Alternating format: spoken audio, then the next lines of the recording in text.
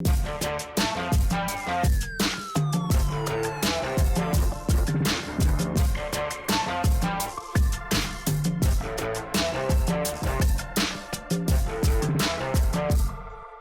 right, you guys, welcome back to another episode of Car Talk. I'm your host, Big Mike, right here with Ryan Bossery from Rywire. And today we are talking about this new California law. It's kind of made its way around social media, kind of like everything. It'll be there for a day or two or three. People will talk about it, and it fades away.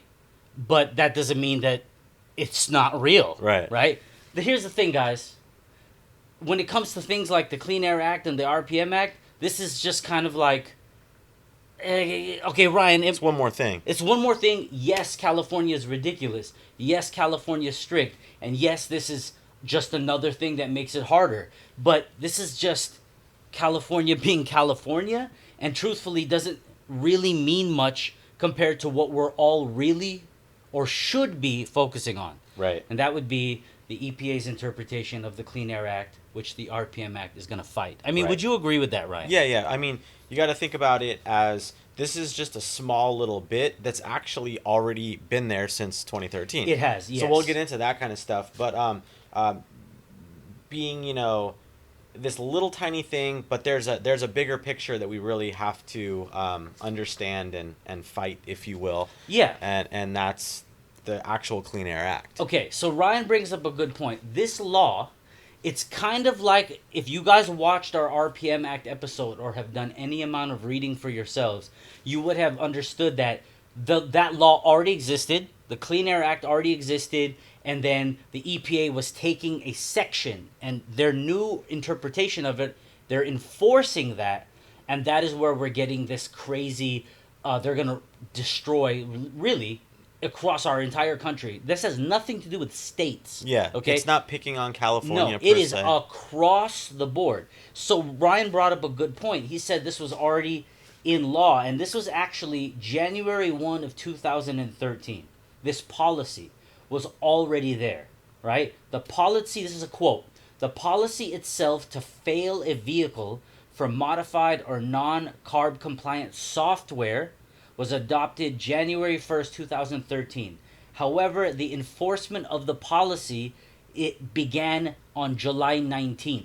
And as I looked it up, and places like Motor Trend or The Drive that did a due diligence and journalistic efforts, they could not get an official answer as to why it took 8 years for the policy to start being enforced. But you can only imagine that it's probably because they were gathering information to not look foolish by false diagnostics. Okay. And you know what I would say? Either to say, I think you might have gotten that wrong, or in addition to what you just said, this is all happening on the heels of the Clean Air Act. True. So the EPA is starting to, you guys, the EPA has already fined 300 companies across our country under their interpretation of the Clean Air Act, which is what the RPM Act is going to fight. So once again, we sort of sound like a broken record, because that's what matters. This is like, if you are rolling coal in a diesel truck and an officer sees you and visually, physically sees you being a gross polluter, you can't deny that. You cannot. They'll pull you over, you can get sent to the ref and all that stuff, and they have a tune. They will fail. These are all OBD2. You guys, this is only for OBD2 cars. You plug to it, and it will be able to sense if you have a tune. And that would be like state ref, if you will. Correct. Because a normal smog check is going to plug in. Yes. And they're going to, if there's no visual, what do they call it? The visual inspection? Yes. If nothing jumps out to you at a visual inspection, then they're going to say, okay, check to visual is okay. Yes. And, maybe they might turn a blind eye to something, or maybe you have an excuse for it or something like that. But the visual can go check and good. Yes. Okay, and then they throw the sniffer in. Yes. If all the hydrocarbons and everything is low enough, doesn't really matter it didn't. That's really how it was matter. before. Yeah. If you passed from the sniffer in the tailpipe, you were fine. Yep. They let you have a tune technically if you had one. So the reality of this is, yes, is there a change? Is there a negative effect? Absolutely. Because now, once they plug up to your OBD2 port, it doesn't even matter if you were going to pass the emission sniffer. Sure. You're going to fail now. The technicality of them now knowing that you have a modified ECU that doesn't communicate the exact same way, and we can get into that a little bit too. But if it doesn't communicate, then it'll be a red flag. They'll know, and then you would be forced to convert it back to stock. Yes. So you're not going to get a fine, a penalty. You're not going to go to jail. You're literally just going to get like a sorry you didn't pass, right? I'm right about that, right? A fine. You're gonna get a fine. But it's a fine that once you go back to stock, you get It's fixable. It's like a fix-it ticket. It's kind of like a fix-it ticket, but remember back in the day, for those of you that are old enough, where we had like those $10 ones, it ain't gonna be that. Right. Right. So there is a financial hit, and I'm sure that it will be, especially in California, in the hundreds. You can rectify it. The car's not just like trash. Yeah. But it's gonna suck. But you have things like Hondata's Flash Pro. You know how that plugs directly in. But the thing that's cool about it is on something like Hondata, you can flash it back. You can go back to stock. The things like that do exist. The thing that's really cool is that this does not detect piggybacks. Okay, in the sense of the way that it reads it. You have the CVN and the Cal ID. I mean, you guys, I don't know if you guys even care, calibration verification number. It's all this technical software stuff. The point is... But if you have a piggyback, technically all that really is a fuel enrichment what's the word? Intersecting. So you're basically just like splicing into like a fuel injector or something like that, and it's using that pulse to activate more fuel. So by plugging into, it's almost like having two boxes. Okay. And you have an interrupting box, and then you have your ECU that maybe it's a tuned ECU or not. Let's say it's a stock ECU. In this case, if it's a piggyback, you plug into the factory ECU.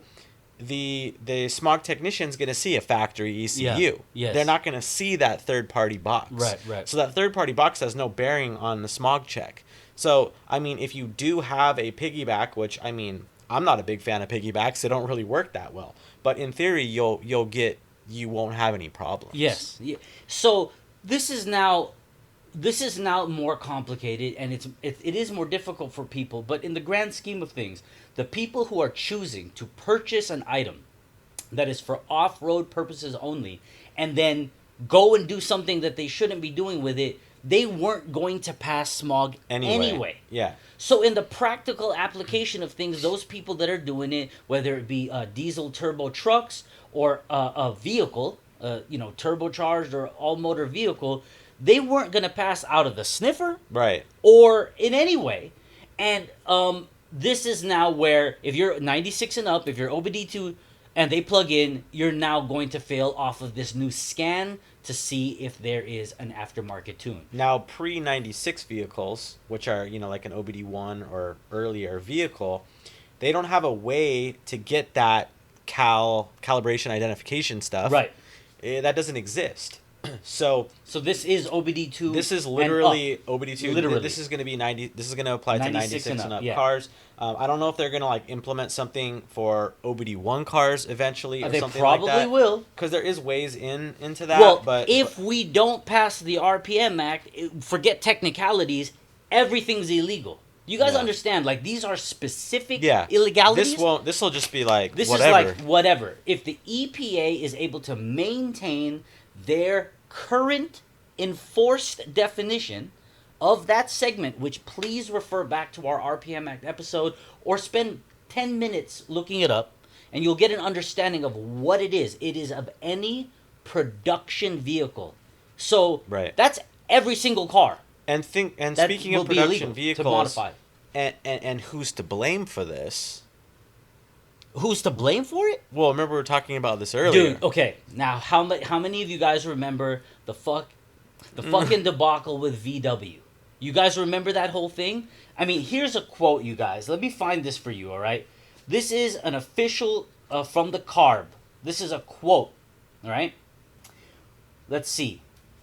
We have had enforcement cases against manufacturers and distributors of aftermarket parts based on this issue.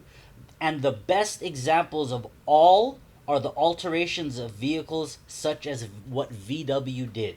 Okay? So it's always been illegal and vehicles failed when discovered. It's just been something typically only found if the vehicle failed an OBD check or the smog technician noted physical tampering with the computer or an add-on box. Okay? Or like the police officer Or saw in it. some extreme cases, a police officer cited a grossly smoking vehicle, for example, a diesel truck rolling coal. That is a quote from a CARB official.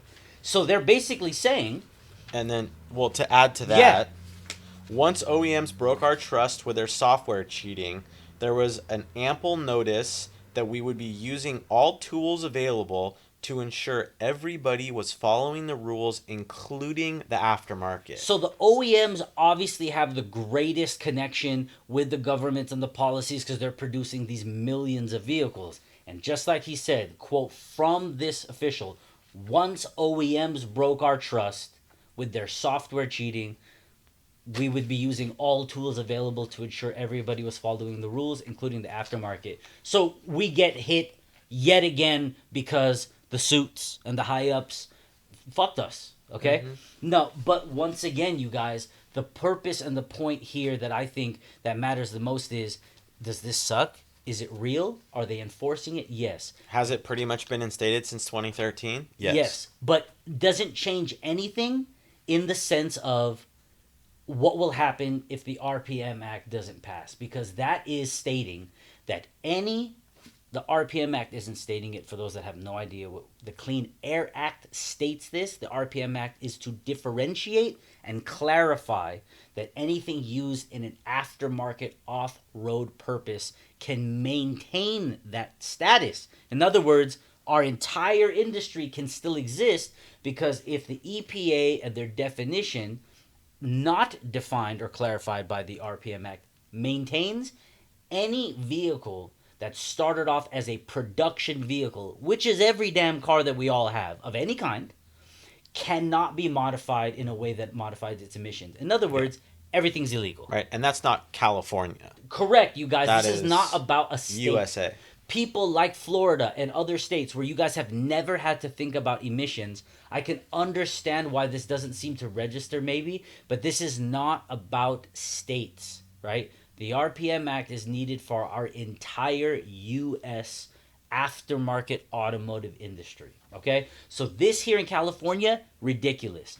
It's just another thing that those people who are actively trying to, drive a fixed up whatever, they're not going to pass anyways, okay? This is just another way to help stop people from cheating the system. Yeah. And is it more complicated? Yes. Does it suck? Yes. But compared to what will happen to all of us across the nation in the context of the Clean Air Act and the RPM Act, this is just whatever, man. I mean, do you agree with that? Yeah. This is small beans compared to what could potentially be passed. Yes. So I mean, really, we all just have to sign that petition and really hope that we get to keep our cars being race cars. You guys, there have been hundreds of thousands, I think we broke 1 million already, of people who have reached out. So on my personal Instagram, Ryan's put it in stories, I've put it in stories. And after, when this episode drops, I'll put it in the comments. There is a direct link you can use. You can go to votervoice.net or go to the SEMA websites, and there are links there, explanations, where you can send an email that goes directly to your lawmaker in your region, okay? So it isn't some general email where they're going to forward it to someone who they think are going to read it. This is going directly to your lawmaker, and that's how they get persuaded. I mean, this is the RPM Act is a bipartisan bill. There are both parties that believe in the aftermarket automotive industry and are supporting it. And we have to continue to do our part. This is not passive, right? This is very important. This is a thing, and California just brings in another enforcement of a law that's, 2013 years old. And here we are, and it's like we saw it and we were just like, great. But we're not even really worried about this. Yeah, because there's bigger fish to fry. Absolutely. So I mean, Ryan, what do you think? Like, do you think that this directly affects, the whole tuner industry? like Yeah, what we're because talking about right obviously now. the people who are watching are going to be more tuner based than maybe the diesel trucks. Like, do you think that people should be worried about this?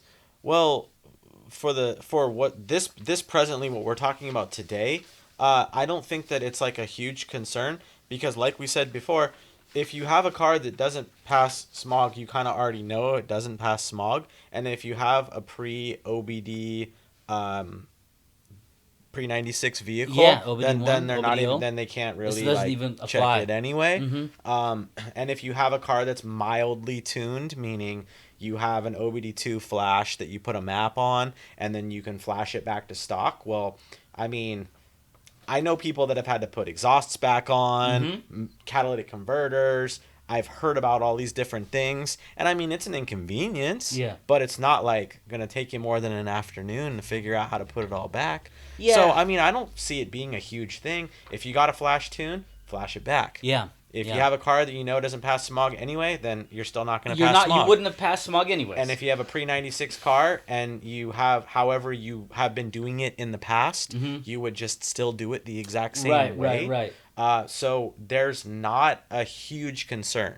And there again, trickling back to what we're saying, the big concern is the EPA It stuff. absolutely is. And I mean, here's a quote from Motor Trend. So, you guys, we're taking a lot of information that we looked up from the Drive and Motor Trend. So, shout out to them because, they're the journalistic sources that did this. And we're kind of just discussing Regurgitating Yeah. it and saying our point of view. in our really. in a more like practical application. But I mean, this is from Motor Trend. This California guideline update comes on the heels of a significant effort put forth by the federal EPA in recent years to crack down on performance companies and shops allegedly violating the Clean Air Act by selling devices that defeat factory emissions controls. Okay? Years ago, brands were sure to include for off-road use only, competition use only, labels on any emissions of performance related components. This is simply one more step that's going to make that sort of just not quite good enough. Yeah. But once again, it doesn't matter because the RPM Act will clarify. If the RPM Act doesn't pass, then no one, California, Florida, Texas, it doesn't matter what your state or county or city's emissions are, that shit will fuck it up for all of us. So, is this a thing? Sure. But we all need to be worried about pushing for sharing knowledge and educating each other to push for the RPM Act. And we're close because the deadline's in September, and that's far more important. Yeah. There's still a lot of time left to talk to your higher ups. Yes. So there will be links. Ryan and I will do swipe ups on our Instagrams. When this drops on our YouTube channel here with Car Talk, put it in the caption and the comments. And, got 10 seconds, 30 seconds of your life. Click the link or, copy and paste in another tab on your screen.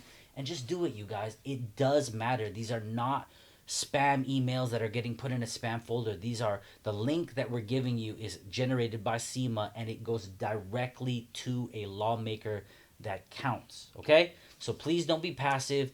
Please don't be lazy. And if you want to learn a little bit more, we talk about the RPM Act in much more depth about how it will affect us all, who's been fined, how people are already fighting this. And there are many shops that have gone under and might still go under before this battle is even officially begun, much less won. So, you guys, that's really as concise and to the point as we can get. Does California have the strictest laws in the nation? Yes. Did this just make it worse? Yes. Does any of this shit matter if we don't win with the RPM Act? No. No. Not at all. Okay? So that's really the truth of it all, man. That's pretty much what it boils down to. Yeah, so you guys, please, we appreciate you. Thank you for being here on Car Talk. And Ryan? I think that's it. Huh? That's it, you guys. We appreciate you. We'll see you on the next one.